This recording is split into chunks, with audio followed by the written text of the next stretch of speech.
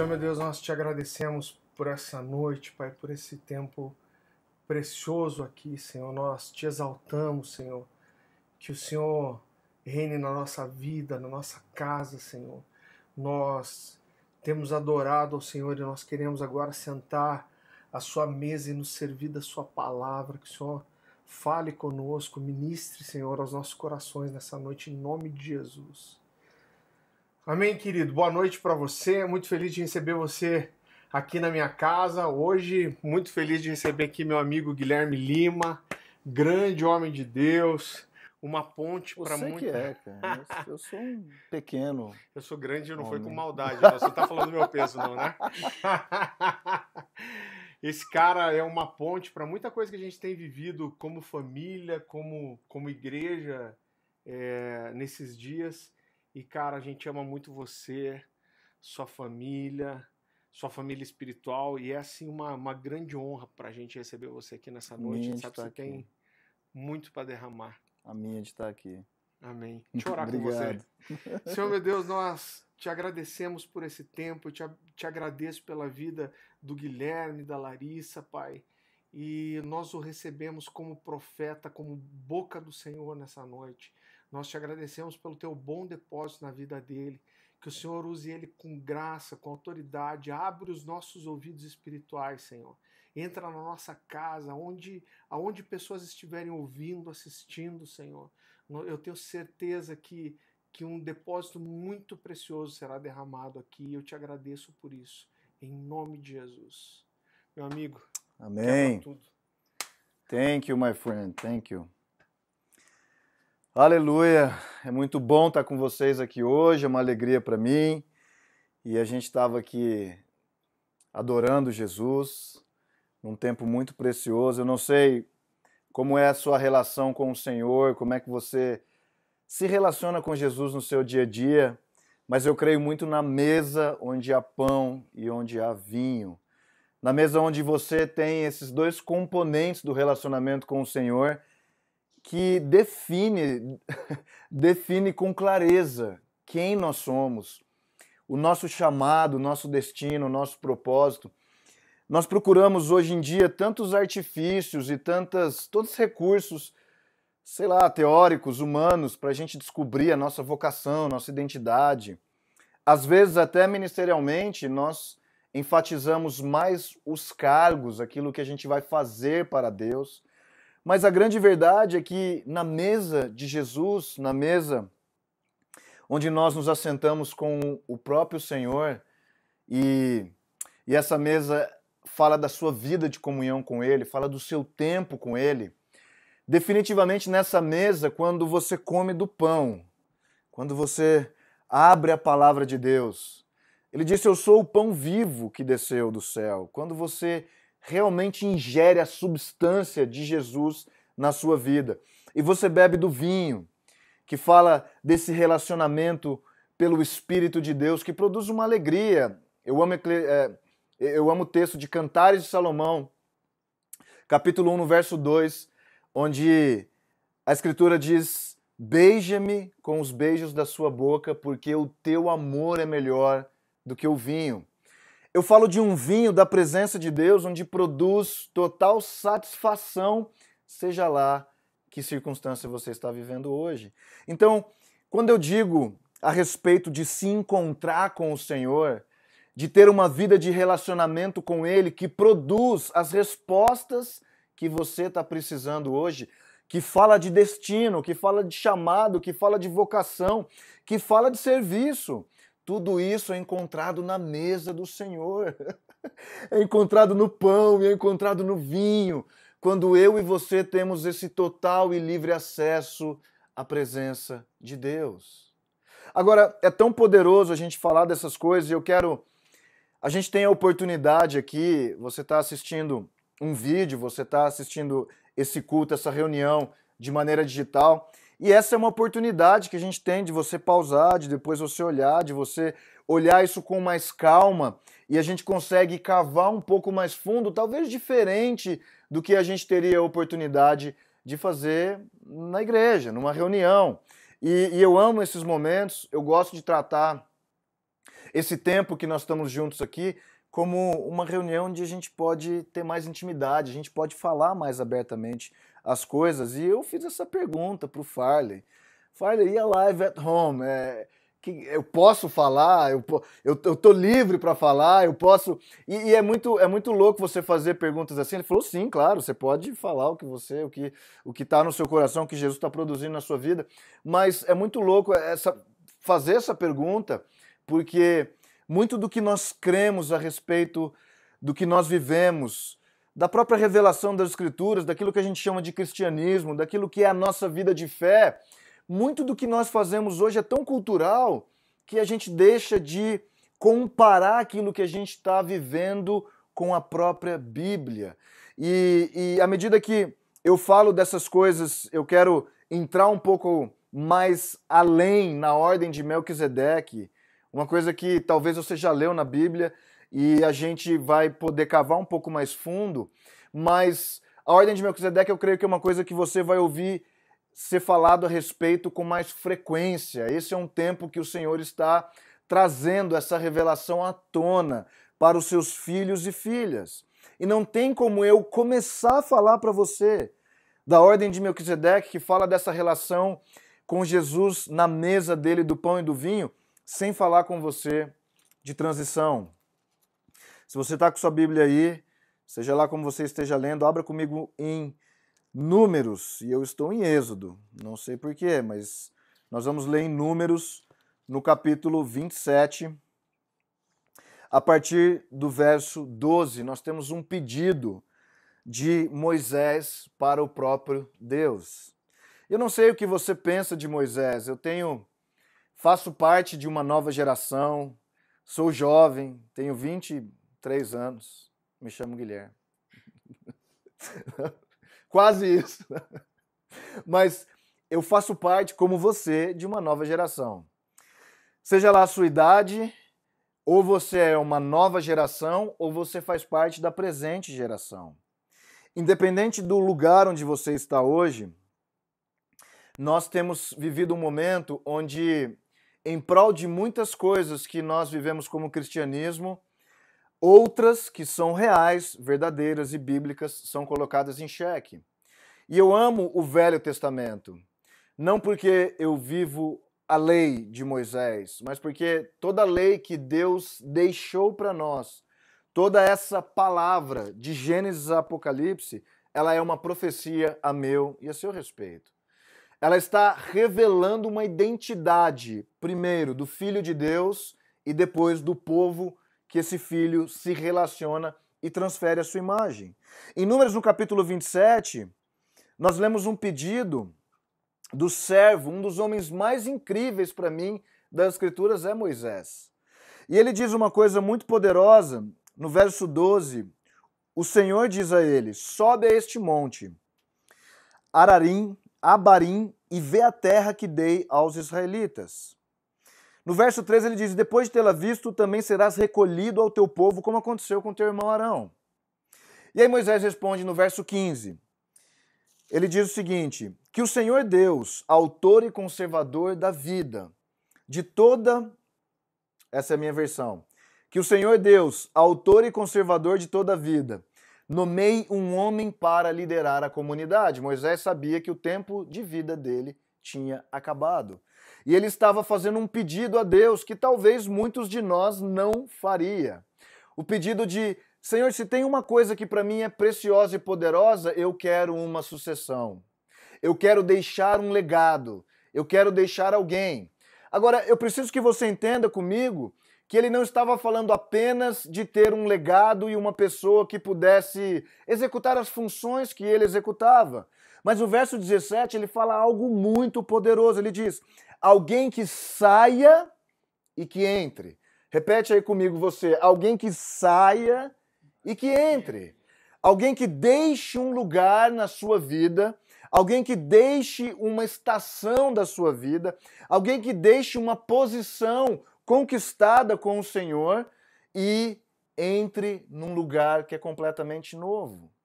Isso não é estranho para você se você é apaixonado pelas suas escrituras, porque isso permeou a vida de Abraão e dos próprios pais da fé, os patriarcas. Abraão, em Gênesis, no capítulo 12, você lembra como Deus disse para ele: Abraão, sai da tua terra, do lugar onde você está. Agora, é tão fácil deixar um lugar que é ruim. É tão fácil deixar o lugar onde as coisas não acontecem, onde não há provisão. É fácil deixar um lugar seco, onde não há revelação, onde não há satisfação, onde não há senso de destino e de propósito. Essas coisas são mais fáceis para mim e para você, afinal de contas, nós temos a nossa humanidade. Agora, é tão mais difícil a gente deixar um lugar onde Jesus produziu muito fruto naquela estação. Essa é a parte mais desafiadora para todo homem e mulher de Deus que quer ter verdadeiro sucesso espiritual.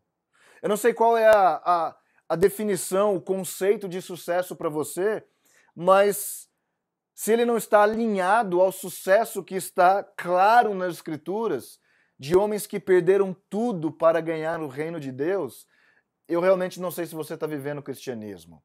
Talvez você creia que sucesso é Deus te dar todos os projetos e sonhos que você tem aqui nessa vida. E eu não tenho nada contra os seus sonhos e os seus projetos, a não ser se você projetar coisas que definitivamente você não ouviu da boca do Senhor. Eu quero fazer planos, eu quero cumprir aquilo que Deus me chamou para fazer, mas que cada um desses planos sejam uma imagem dos planos de Deus sobre a minha vida, daquilo que Ele quer executar. Isso é morrer para si mesmo. Moisés pede, me dê um homem, me dê alguém que me suceda, me dê alguém que vem depois de mim, me dê alguém que carregue o meu legado. Mas Deus, Pai, ele precisa ter uma característica. Esse cara, essa pessoa, essa mulher, porque pode ser uma mulher, vamos lá, mulheres, vocês estão vendo, pode ser sim uma mulher. Essa pessoa, ela precisa ter a habilidade de fazer o povo sair e entrar. Essa é uma habilidade que eu e você precisamos adquirir nesses dias. E aí no verso 18 o Senhor disse a Moisés: toma Josué, filho de Nun, não é uma surpresa para nós, esse era o servo de Moisés. Esse era o cara que não se apartava da tenda pessoal de adoração de Moisés. Quando todo mundo saía, quando Moisés saía da tenda, ele permanecia. Esse era o cara que estava cativando a presença e a glória de Deus na sua própria vida. Esse era um homem, era o próximo homem para carregar aquilo que era o plano de Deus para a nação de Israel. E ele diz, homem em quem há o Espírito, claro. O homem que está pessoalmente desenvolvendo um relacionamento com Deus. Alguém que achou o caminho da fé que é individual. Meus amigos, é uma diferença tão grande de uma fé institucional para uma fé que é relacional. Nós precisamos migrar, nós precisamos transicionar de um lugar onde nós servimos uma fé que tem a ver com o que os outros dizem que é. Uma fé que está baseada numa cultura, talvez numa igreja ou numa denominação. Entenda bem, eu amo a igreja de Jesus. Você precisa entender isso. Eu amo, eu sou a igreja, você é a igreja. Nós fazemos parte de outros grupos que têm um nome, que é uma denominação, que tem uma placa, que é a expressão da igreja de Jesus. Mas a nossa fé definitivamente não está baseada na cultura denominacional ou local ou territorial. A nossa fé está baseada numa fé relacional que vem pelas Escrituras e pelo Espírito de Deus. Isso faz toda a diferença para nós. Para isso também nós precisamos transicionar de um lugar para o outro. E aí você sabe como Josué é o próximo homem, ele sucede Moisés, e eu queria simplesmente introduzir para você isso aqui de maneira que você entendesse o que é que está diante de nós nesses dias. Nós estamos vivendo um tempo de grande transição na Terra. Óbvio que isso tem tudo a ver com a igreja. Eu creio que tudo que o Senhor está fazendo na Terra, na economia, na política, na sociedade, em todas as esferas dessa Terra, tem muito mais a ver com os santos e com o plano de Deus para os seus filhos e eu creio que o reino de Deus é muito inclusivo, não pense filhos que são evangélicos. Porque Jesus diz em Mateus no capítulo 7, nem todo que diz Senhor, Senhor. Percebe? Nem todos que profetizam em meu nome. Então nós precisamos tirar esse aspecto religioso. É quase como se nós estivéssemos vestindo aquele mesmo véu que Moisés precisou vestir quando a glória de Deus brilhava através do seu rosto e representava a lei, onde apenas um homem pode ter acesso. 2 Coríntios no capítulo 3, nós vemos como Moisés era esse homem que tampava o rosto como véu e ninguém podia ver que a glória de Deus estava brilhando porque era demais para o povo. Mas à medida que nós vivemos uma vida com Jesus, que abriu um novo e vivo caminho, não existe mais véu, a glória está disponível para mim e para você, para qualquer um que se achega a Ele. Não precisamos mais de um intermediário. Apesar que nós temos pais na fé, mães na fé, líderes, homens e mulheres que são levantados para nos instruir. Eu tenho pessoas assim na minha vida. E eu desejo que você também tenha, se você não tem. Nós não precisamos andar sozinho. Nós temos uma família espiritual que Jesus tem para nós. Agora, para que a gente consiga entrar naquilo que é novo de Deus nessa estação, nós precisamos aprender a ser um povo de transição. Não existe outro caminho para nós a não ser sair de um lugar e entrar em outro. O problema com religião é que religião, ela prega um reino estático. Ou seja, você vai constantemente praticando aquilo e aquilo é sempre da mesma forma, da mesma maneira, as mesmas respostas. Você ganha um pouquinho de território, mas, cara, vamos lá, eu e você aqui, vai. Essa é uma reunião onde a gente pode estar mais perto. A gente pode ser confidente. Vamos lá. Quanto de progresso da sua fé você tem percebido nos últimos anos? Você sente que há limitações, há coisas que você lê nas Escrituras, mas que ainda não fazem parte da sua vida. Eu te digo isso porque muitas vezes eu me sinto assim. Percebe que eu não estou apontando um dedo dizendo que você está errado ou você está com algum problema. Meus amigos, nós estamos no mesmo barco. Eu me sinto da mesma maneira. Quantas vezes nós nos sentimos limitados com esse reino estático que é proposto para nós, sendo que o nosso Deus é um Deus de transição, é um Deus de gerações.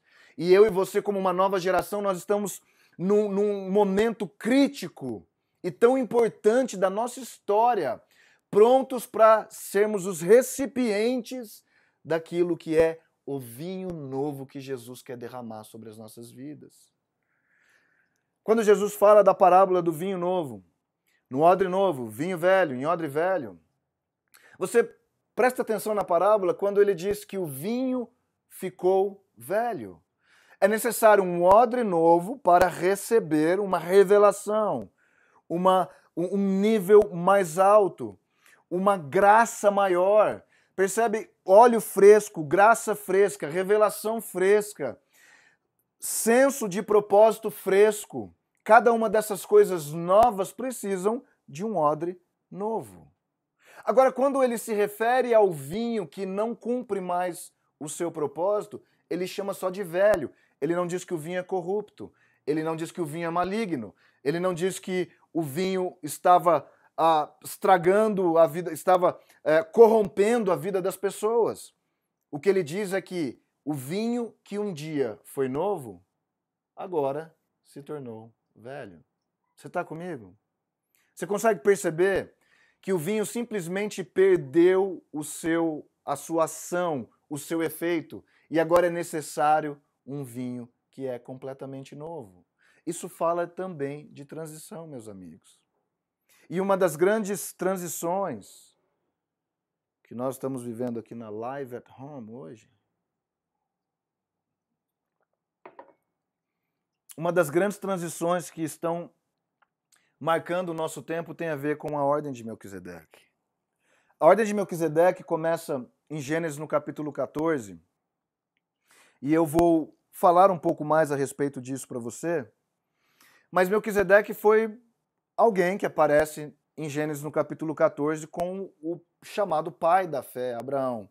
O homem que primeiro respondeu com fé. E a Bíblia diz que a sua fé lhe foi imputada, acreditada como justiça. Melquisedeque, em Gênesis no capítulo 14, ele simplesmente aparece lá e diz o seguinte no verso 18, que ele era rei de Salém, e olha que coisa poderosa, ele trouxe pão e vinho. Era sacerdote do Deus Altíssimo. Esse é o primeiro momento nas Escrituras onde a palavra sacerdote claramente aparece, claramente o nome, o termo sacerdote. E ele diz, sacerdote do Deus Altíssimo abençoou, verso 19, abençoou ele a Abraão e disse, bendito seja Abraão, ainda o nome dele não tinha sido mudado, pelo Deus Altíssimo, que possui os céus e a terra, e bendito seja o Deus Altíssimo que entregou os teus adversários nas tuas mãos, e de tudo lhe deu Abrão o dízimo.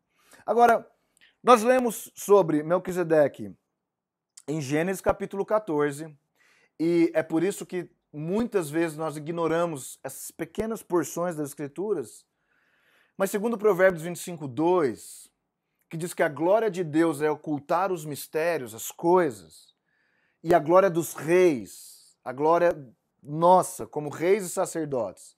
Essa é a proclamação de Pedro. Como reis e sacerdotes é descobrir essas coisas, nós muitas vezes ignoramos essas pequenas partes das Escrituras que podem conter muito da revelação presente. Então, nós lemos sobre Melquisedeque em Gênesis 14, em Hebreus no capítulo 7 e Salmo 110. Então nós temos o escritor de Hebreus, que teve a revelação, nós temos Moisés, que foi o escritor de Gênesis, que teve essa revelação, nós temos a Davi, que teve essa revelação a respeito de Melquisedeque. Nós estamos falando de 3 pessoas muito disruptivas nas Escrituras. Agora, uma coisa muito importante sobre sacerdócio é que nós lemos como nós somos filhos no Novo Testamento. E muitas pessoas estão confortáveis com serem chamados filhos. Eu sou filho de Deus.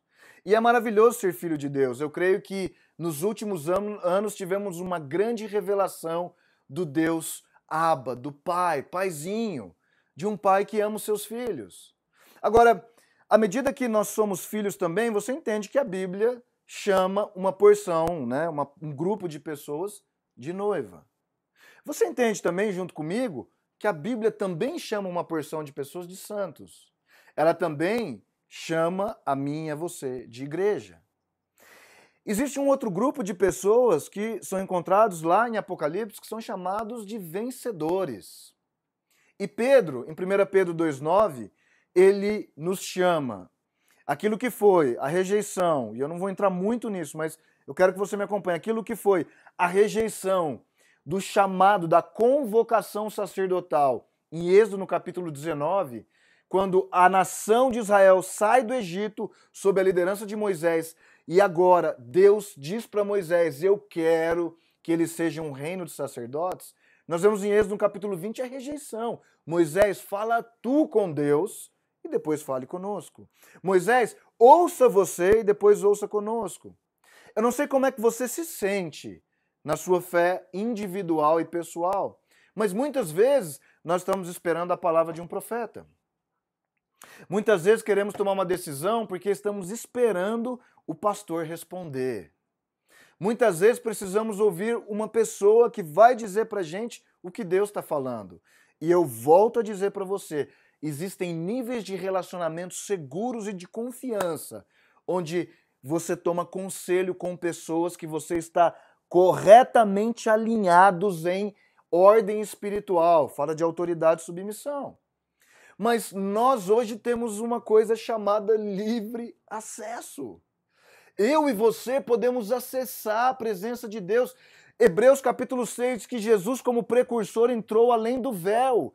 Ele abriu um caminho até o lugar mais profundo, mais interior, onde Deus está. Então eu e você temos acesso.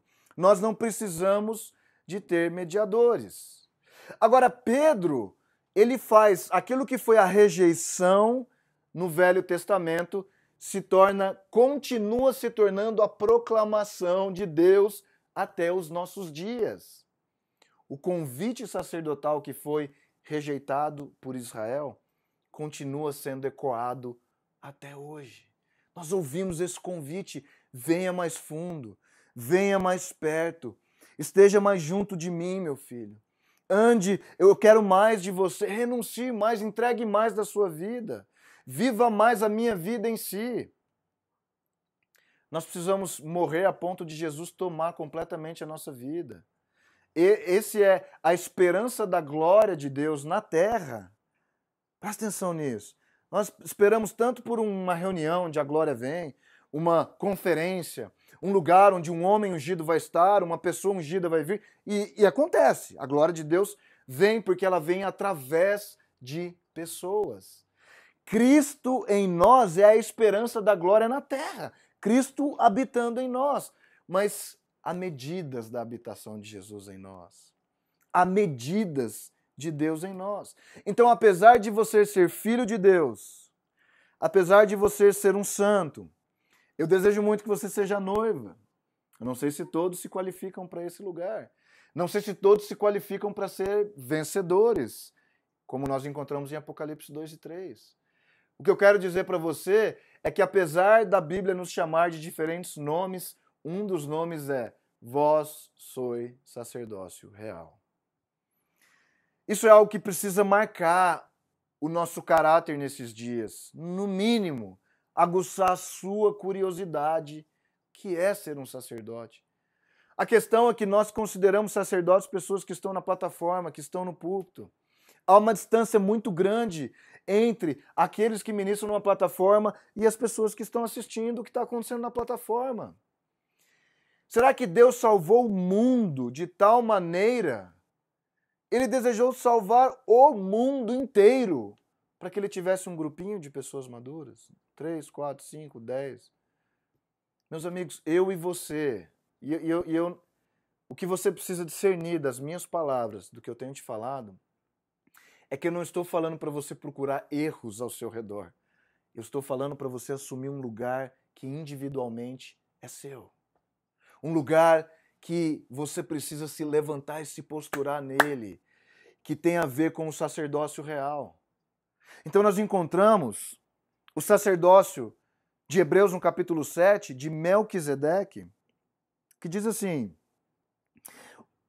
ao contrário, Hebreus 7, 27, ao contrário dos outros sumos sacerdotes, ele não tem necessidade de oferecer sacrifícios dia após dia. Jesus foi o primeiro sacerdote da ordem de Melquisedeque. Vou repetir para você. Jesus foi o primeiro sacerdote da ordem de Melquisedeque. Então, além de ter eliminado o sacerdócio arônico, que estava baseado em homens, pecadores, impuros, que precisavam oferecer sacrifícios constantemente para Deus, olha como é fácil você entender, porque se você entende o sacrifício de Jesus, você vai entender perfeitamente isso. Da mesma maneira que Jesus eliminou o sacerdócio arônico, que estava baseado em morte, em sangue de animais, em sacrifícios que jamais poderiam aperfeiçoar, ele também substituiu. Vamos lá, gente. Ele também substituiu, ele não só eliminou o sacerdócio levítico, mas ele levantou um novo sacerdócio. E esse, Jesus é o sumo, ele é o maioral, ele é o primeiro, ele é o que inaugurou. Agora a pergunta que eu te faço, se nós lemos Romanos capítulo 8, verso 28 e 29, todas as coisas cooperam para o bem daqueles que amam a Deus. Texto bom, você conhece esse. E no 29 diz, porque os que ele chamou de antemão, também os predestinou para serem conformes à imagem do seu Filho, a fim de que ele seja... Jesus, o primogênito dentre muitos irmãos. Então, da mesma maneira que Jesus é o sumo sacerdote que inaugura uma ordem sacerdotal nova, chamada a Ordem de Melquisedeque, ele também é o filho primogênito dentre muitos irmãos. Significa que Jesus atingiu um lugar que ele está buscando, os verdadeiros adoradores, que o adoram em espírito e em verdade, para alcançarem um lugar de estatura como ele alcançou. Não é para isso que os ministérios, os 5 ministérios servem? Efésios capítulo 4, até que todos cheguemos à unidade da fé, ao pleno conhecimento do varão perfeito, a estatura do varão perfeito. A medida de Jesus, da maturidade de Jesus. Isso fala de você transicionar constantemente nos seus níveis de fé.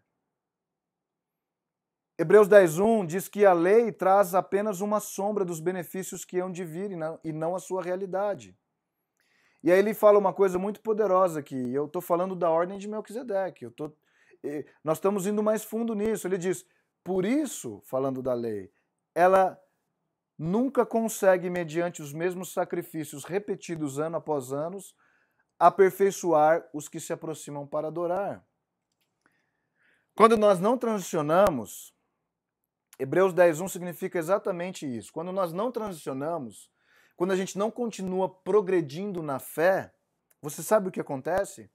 Nós vamos de domingo após domingo na igreja com os mesmos problemas, os mesmos pecados, as mesmas reclamações, as mesmas questões para Deus. E a oferta, presta atenção, o sacerdote, ele serve para oferecer algo para Deus.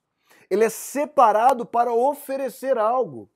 Muitos estão frequentando cultos e reuniões para receber algo de Deus. E aí quando nós falamos em oferecer algo para Deus, não, isso é coisa do pastor, ele ganha para isso. Meus amigos, essa matemática, essa conta não fecha. Essa matemática está bagunçada. Nós somos chamados, separados, para oferecer algo para Deus. Ele já nos deu tudo, ele nos salvou, nos colocou dentro do reino. A nossa responsabilidade, agora presta atenção, como filhos maduros, porque como uma criança se comporta? Uma criança precisa que o pai dê alimento, que o pai vista roupa, que o pai tome decisões por ela, que o pai compre presentes para ela. Ela não tem nenhuma capacidade de tomar decisões até certos momentos, certos estágios da sua jornada. Agora, com a nossa vida espiritual é exatamente a mesma coisa. Não tem problema começar num lugar onde somos bebês na fé. Não conhecemos nem as coisas elementares. O problema é permanecer 2, 3, 4, 5, 10 anos no mesmo lugar. Oferecendo para Deus de domingo após domingo, quando os sacerdotes, homens e mulheres, deveriam estar preparados para oferecer sacrifícios que são agradáveis a Ele, nós oferecemos, sabe o quê? Sacrifícios em favor de pecados que continuam presentes ano após ano. Mas sabe o que acontece? Esse sacrifício não pode aperfeiçoar a sua vida. À medida que você não transiciona entre as estações da sua vida de fé, à medida que você não cresce no conhecimento de Deus, deixando partes de você imperfeitas, caídas, parte da natureza caída, do Adão que ainda mora dentro de nós. À medida que nós não deixamos isso, nós simplesmente nos tornamos como aqueles sacerdotes segundo a lei, oferecendo sacrifícios semana após semana que jamais podem nos aperfeiçoar. Nós nunca entramos na ordem de Melquisedeque. Mas aqueles que entram na ordem de Melquisedeque, eles aceitam o único e suficiente sacrifício de Jesus, que de uma vez por todas pagou conta, pagou para Deus, devolveu. O reino de Deus é um reino judicial. Deus exigia, havia um requerimento em relação ao pecado. Jesus pagou. Deus fez questão de dar um jeito com o seu filho e a conta foi paga. Mas à medida que nós não transicionamos, não crescemos, não continuamos a deixar. Eu não estou falando que há pessoas perfeitas aqui na Live at Home. Nós não somos perfeitos. Nós não somos pessoas que já estão completamente prontas. Mas eu digo uma coisa, tudo que nós não queremos fazer é permanecer no mesmo lugar.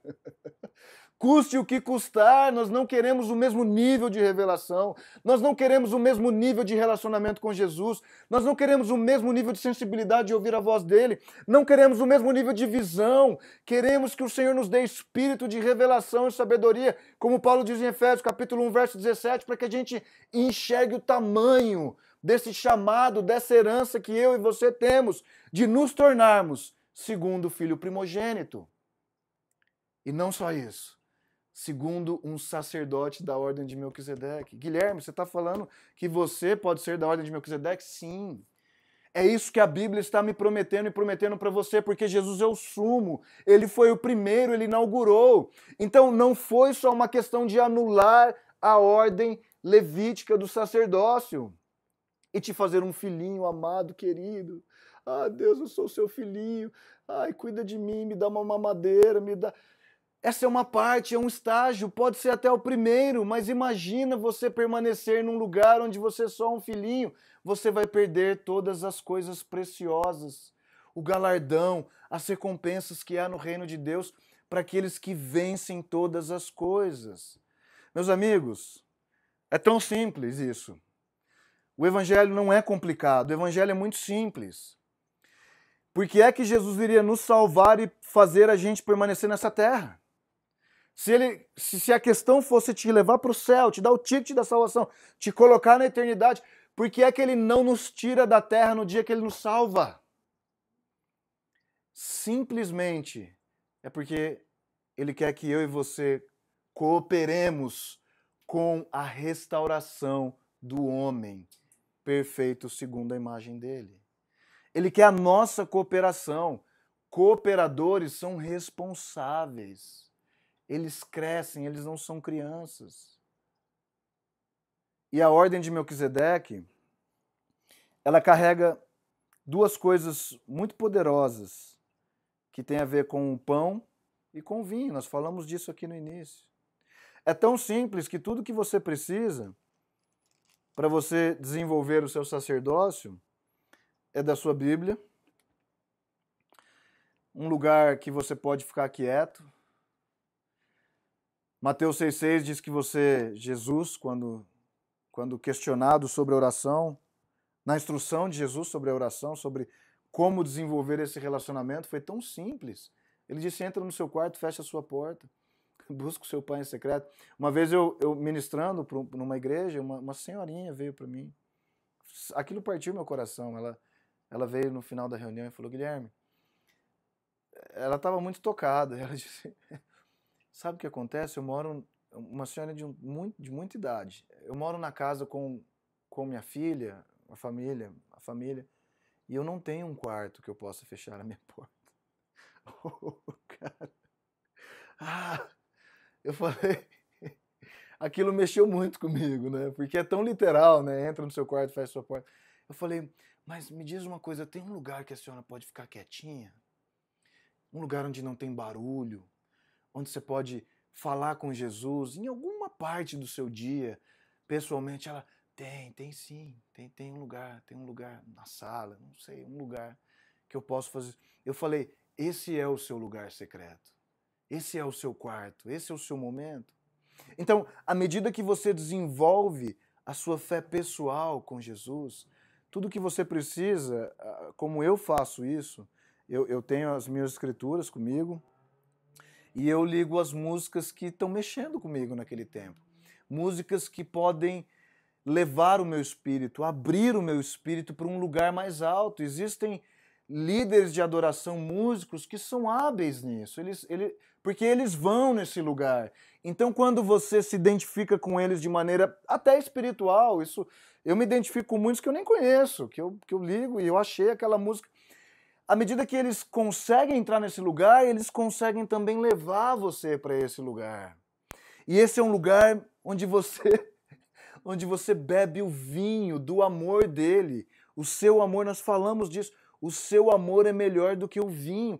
Esse vinho que te produz uma alegria que é incomparável e de maneira nenhuma circunstancial, não tem nada a ver com o que você está vivendo ao seu redor. Na ordem de Melquisedeque, esses sacerdotes, esses simples homens e mulheres, que não são sofisticados, que não têm nenhum tipo de eloquência ou coisa grandiosa para demonstrar, mas o coração deles, o coração deles é devoto, é zeloso, eles vivem o que eles falam, eles vivem o que eles leem, eles estão incorporando a vida de Jesus na sua própria vida. Levítico, vamos adiante. Eu não vou ler Levítico, eu vou continuar em Gênesis no 14, no verso 18, para falar do pão. Tem uma coisa muito poderosa sobre o pão, que é a palavra de Deus, e você sabe disso, você já ouviu isso tantas vezes. Mas o pão quer se alimentar do que Deus fala, do que nós ouvimos pelo Espírito, mas do que lemos nas Escrituras. Ele tem a função de te dar forças. A palavra hebraica, lehem, que é o pão de Gênesis 14, 18, ela vem de uma outra raiz do original, que ela significa pão, obviamente, a palavra no original significa pão, pão, alimento, cereal. Mas a palavra que forma a palavra pão, e é importante você ler a letra por trás da letra, ela é a palavra laham, que significa lutar, combater, guerrear. Então, o pão que Abraão estava comendo era o pão que o iria permitir continuar avançando o reino de Deus. É o pão que produz força. É o pão que faz a pessoa que está não encontrando mais forças para lidar, talvez, com a pior situação da sua vida, recuperar aquela energia sobrenatural. Gente, é muito louco muitas vezes. Eu estava ministrando para um grupo de líderes recentemente e um irmão veio e falou assim, você pode me falar de maneira prática como é isso? Eu falo, querido, nós estamos comparando coisas espirituais com espirituais. Prático é entra no seu quarto, come a sua Bíblia. É prático. Mas me parece que prático é fazer algo. Você não precisa fazer algo a não ser ter a sua liderança própria, liderar a sua própria vida até a presença de Deus, a ter um relacionamento com as suas escrituras, com a palavra de Deus, a ter um relacionamento com o Espírito Santo, a ter uma devoção pessoal. Lidere a si mesmo. E à medida que você come desse pão e você se torna forte, você também pode beber do vinho do Senhor. Mas Guilherme, que vinho é esse? Falam de vinho novo. Mateus 26, 29. Jesus, quando está ceando com os discípulos, no final da sua vida, no final da sua trajetória aqui na terra, ele diz assim, de agora em diante não beberei do fruto dessa vide. Ele estava tomando vinho com os discípulos. Até aquele dia em que beberei o vinho novo. O vinho novo. O vinho que ele diz naquela parábola a respeito do odre que precisa receber um vinho novo. Ele está falando, eu vou para um lugar que é uma transição do que eu estou vivendo hoje. Eu vou produzir um vinho que é novo em relação ao vinho que vocês estão bebendo hoje. Jesus, ele transicionou de filho unigênito, quando foi enviado ao mundo, para filho primogênito quando ele ressuscitou. Você percebe que ele transicionou de um lugar para o outro, e o vinho novo fala de transição.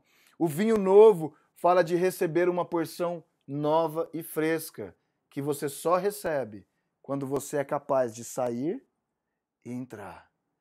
Quando você é capaz de deixar para agarrar algo que você não viu. A promessa para Abraão sobre sair e entrar é, vai que eu te mostrarei. Mas Deus, e o meu salário? Eu vou te mostrar. Mas Deus, e a minha igreja? Eu vou te mostrar.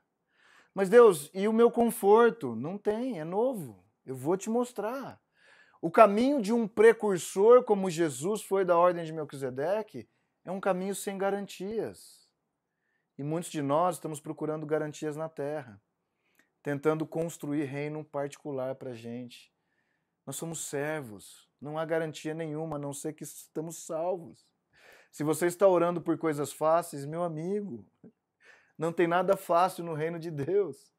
Mas tem tudo que nós vivemos que é desafiador e muitas vezes difícil, decisões difíceis, produzem uma alegria incomparável. Produz o poder da unidade com o Senhor que manifesta, que não é forçado, que não é só falado, mas que é manifestado. Eu não sei quanto você quer de Jesus, mas o que eu quero para a minha vida não é apenas ter boas mensagens, te ter um bom conselho hoje, uma boa instrução. Eu quero que você receba algo literalmente. Eu creio que essas palavras que eu estou te falando são espírito, são vida, não são pura informação para você acumular no seu armário, no seu estoque de informações que você tem. Elas são para produzir vida, para tocar o seu espírito. A primeira coisa que acontece com os apóstolos, com os homens de Deus, que Jesus chamava pelo nome, em Atos, no capítulo 2, foi que o Espírito de Deus caiu sobre eles. Você lembra disso, você sabe dessa história.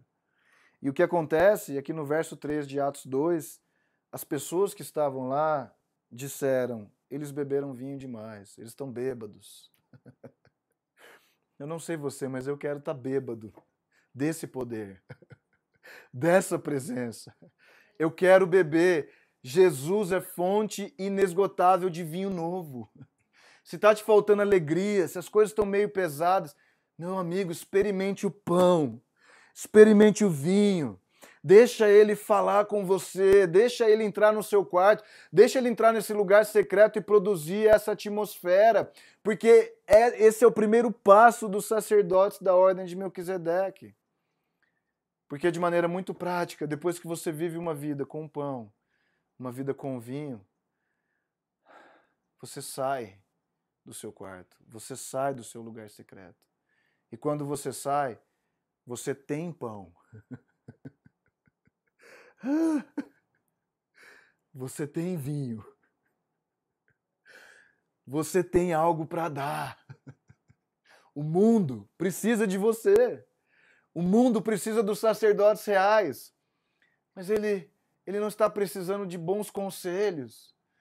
Há tantos cursos de alta performance e produtividade que ajudam você a ser um ser humano melhor. Mas eu não estou falando de ser um ser humano melhor, eu estou falando do cumprimento de um chamado. Eu estou falando de uma identidade, um caráter, eu estou falando da manifestação de Deus a partir do seu povo. É isso que vai redimir a terra, é isso que vai restaurar a criação que ainda está caída. Jesus iniciou, ele fez a parte dele, ele inaugurou a ordem sacerdotal de Melquisedeque. E o convite que eu quero fazer para você hoje é para que, no mínimo, se isso é muito disruptivo para você, que no mínimo você se disponha. Que no mínimo, à medida que eu oro com você, você se levante de onde você está, se levanta aí na sua casa, no seu lugar, seja lá onde você está nessa hora, coloque-se de pé, se posture, no mínimo se disponha a deixar Jesus falar mais desse chamado identidade que eu creio que tem tudo a ver com a igreja dos últimos dias. Pai, no seu maravilhoso e poderoso nome eu oro, Jesus. Eu oro pela vida de cada pessoa que está assistindo, Senhor. Cada vida que está recebendo essa mensagem. Ah, Pai, que o pão, Jesus, o pão vivo que desce do céu, o pão que é essa palavra que pode parecer letras de um livro, mas que elas têm vida, elas entram para dentro das nossas vidas e começam a produzir uma força para a guerra, para o combate, a produzir uma força sobrenatural. Jesus, eu oro para que haja pão sobre a mesa desse seu filho, dessa sua filha. E à medida que eles comem do seu pão, que haja vinho também, Senhor, que seja uma mesa de fartura de vinho, que eles possam viver níveis de alegria que eles ainda não encontraram. Eu oro por uma unção de alegria. Eu creio que uma das coisas que diferenciam um sacerdote de Melquisedeque está na alegria que não é circunstancial. Uma alegria que não tem nada a ver com a sua conta bancária, uma alegria que não tem nada a ver com o seu casamento, uma alegria que não tem nada a ver com como estão os seus filhos, uma alegria que não tem nada a ver com a sua promoção no trabalho. não tem nada a ver com os desejos de você ir para o exterior, mas uma alegria que é incondicional. Uma alegria que tem a ver com o amor de um servo Eved, de um servo, um escravo de amor, um servo que serve o seu Senhor não pelo que ele faz, mas por quem ele é. Eu te peço que seja um tempo de revelação fresca na vida de cada filho que está recebendo essa palavra, Jesus. No maravilhoso nome de Jesus, Pai.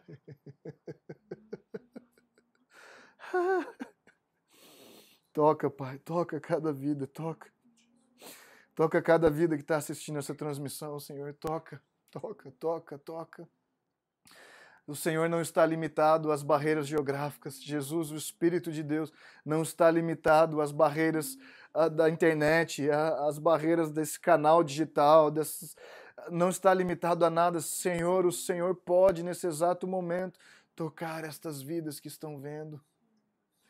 Por isso eu te peço uma transferência do Espírito de Deus diretamente, Senhor, desse lugar onde eu estou, Pai, para as vidas de cada uma das pessoas que estão assistindo.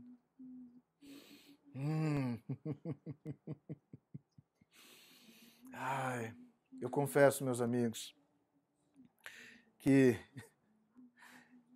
eu confesso, eu afirmo com urgência para você que são dias onde há níveis poderosos de pão e de vinho sendo liberados. Amém. Isso é pela graça, nós não fizemos nada para isso. Nós não fizemos nada. Quem toma essa decisão é Jesus. Mas eu te digo, e ouça, há níveis altos, sobrenaturais, de pão e vinho, sob a atmosfera da Igreja de Jesus nesses dias. E aqueles que tiverem olhos para ver, ouvidos para ouvir, um coração para discernir, poderão aumentar a sua mesa, ampliar a sua mesa, absurdamente nesses dias. Essa é a nossa fé pela sua vida, pela vida da Igreja de Jesus nesse tempo, em nome de Jesus. Amém.